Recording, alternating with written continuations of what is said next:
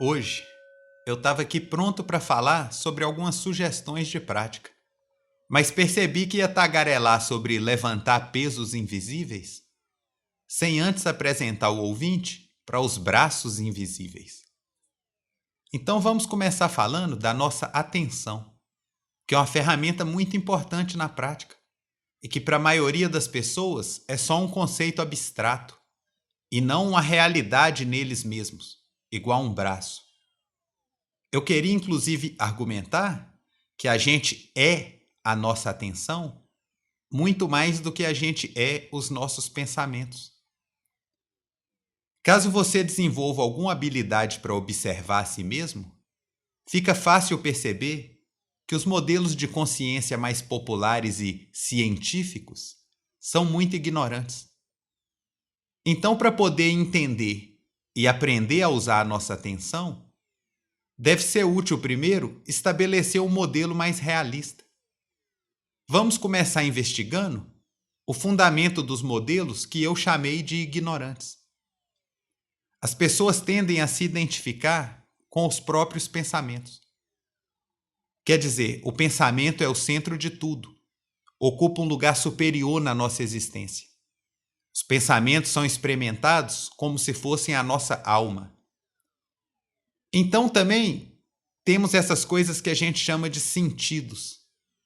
Até essa palavra já demonstra como a gente pensa na nossa visão, na audição e no tato, como fontes de dado para o pensamento, como se fossem sensores que o microchip do cérebro converte em dados para manipular.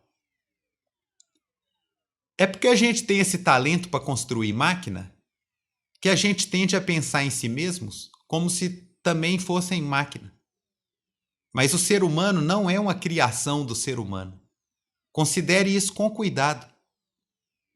O ser humano é só mais um bicho que surgiu na natureza junto com os outros. Os bichos também pensam. Quem nunca viu um cachorro ou um gato indeciso, considerando isso ou aquilo, tomando uma decisão?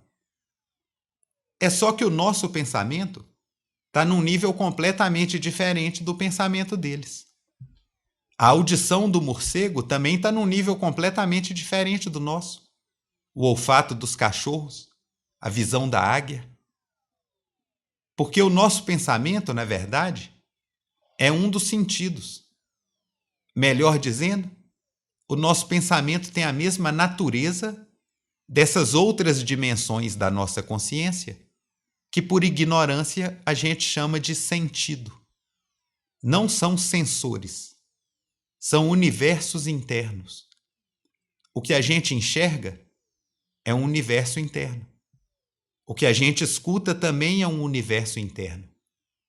O tato, que existe através do corpo inteiro, até nos órgãos, que envolve tudo que a gente sente de forma tátil, como até uma cólica renal, também é um universo interno. Os budistas falavam de uma sala com 6 janelas para descrever a nossa consciência. Essas janelas são o que a gente chama de 5 sentidos, com o pensamento incluído no mesmo grupo. Claro que a gente tem certo controle sobre o nosso pensamento, mas a gente também tem um certo controle sobre essas outras janelas. A diferença acontece porque, em primeiro lugar, o nosso pensamento é especial, como a audição dos morcegos ou a visão da águia. Acrescido ainda da sua possibilidade social, cumulativa, histórica. Mas o pensamento também se destaca, seguido da visão e depois da audição, porque a gente tende a negligenciar os outros universos internos.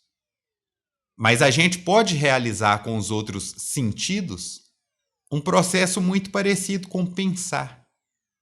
Aposto que qualquer pessoa aqui conseguiria fechar os olhos e escutar o fantasma do barulho de uma sirene ou de enxergar o rosto de uma pessoa querida dentro da própria cabeça.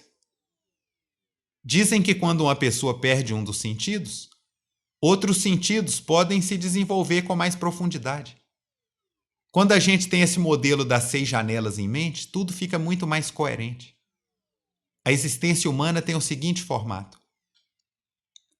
Quando um ser humano é exposto a qualquer tipo de realidade, por exemplo, quando encontramos o fogo, o ser humano experimenta um gosto, um cheiro, uma sensação tátil, uma imagem, um som e uma ideia.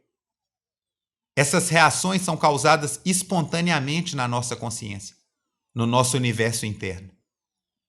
É claro que a gente pode usar o pensamento para chamar cada uma dessas coisas de um nome diferente, mas a nossa consciência é uma coisa só. De toda forma, nossa visão é um universo interno, povoado por luzes e formas. Nossa audição é um universo interno, povoado por sons. Nosso pensamento é um universo interno, povoado por ideias. Ao longo do tempo, cada comunidade combinou quais palavras representariam cada uma das suas ideias. Então surgiram as línguas, que por sua vez também transformaram o nosso pensamento. Mas a ideia surge antes da palavra. A ideia surge espontaneamente na nossa consciência, assim como os sons e as imagens. E ainda falta um elemento muito importante no nosso modelo de consciência. Um macaquinho que fica dentro da sala. Os budistas dizem assim: quando alguém chama de uma das janelas, o macaquinho se aproxima da janela e responde. Esse macaquinho é a nossa atenção. Seria um erro imaginar que esse macaquinho é a gente. A gente é a base onde existe essa torre, com esse macaquinho, com as janelas, com tudo que acontece lá dentro. Mas eu vou insistir que esse macaquinho está muito mais profundo e realiza uma função muito mais central do que o nosso pensamento. Porque na prática, é esse macaquinho que define a nossa experiência. Sentado no mesmo lugar, você pode voltar toda a sua atenção para um objeto ou para um feixe de luz. Você pode voltar toda a sua atenção para a sensação na sola dos seus pés ou para os barulhos do ambiente. Dependendo daquilo em que você prende a sua atenção, a sua experiência é transformada naquilo. Aquilo é o que você vive naquele instante. Aquilo é você. Então a gente mantém a nossa atenção nos nossos pensamentos e acredita que os nossos pensamentos são a nossa identidade. É mentira. Seu pensamento é parecido com um mijo. É algo que sai espontaneamente de você e que é determinado pelo que você comeu e bebeu, pela sua genética, pelo seu estado. Claro que você também pode desenhar um círculo ou um quadrado com o seu xixi. Você pode prender e segurar o xixi ou pode forçar um jato mais forte. Mas você acredita que controla o seu xixi? Você é o seu xixi? Quantas vezes você queria muito pensar em alguma coisa, tipo numa matéria de estudo, mas não conseguia? Quantas vezes você já quis muito parar de pensar em alguma coisa, mas continuava pensando? Será que por acaso é o pensamento que circula o seu sangue? Ou que digere a sua comida? Qual é exatamente esse controle do seu pensamento?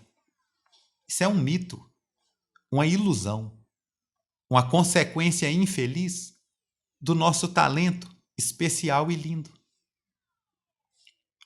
Então vamos pintar aqui um quadro com a imagem maluca. Você tem um braço invisível. Você nunca percebeu esse braço porque ele é invisível. Então é claro que ele está todo atrofiado e doente. Vamos começar uma fisioterapia.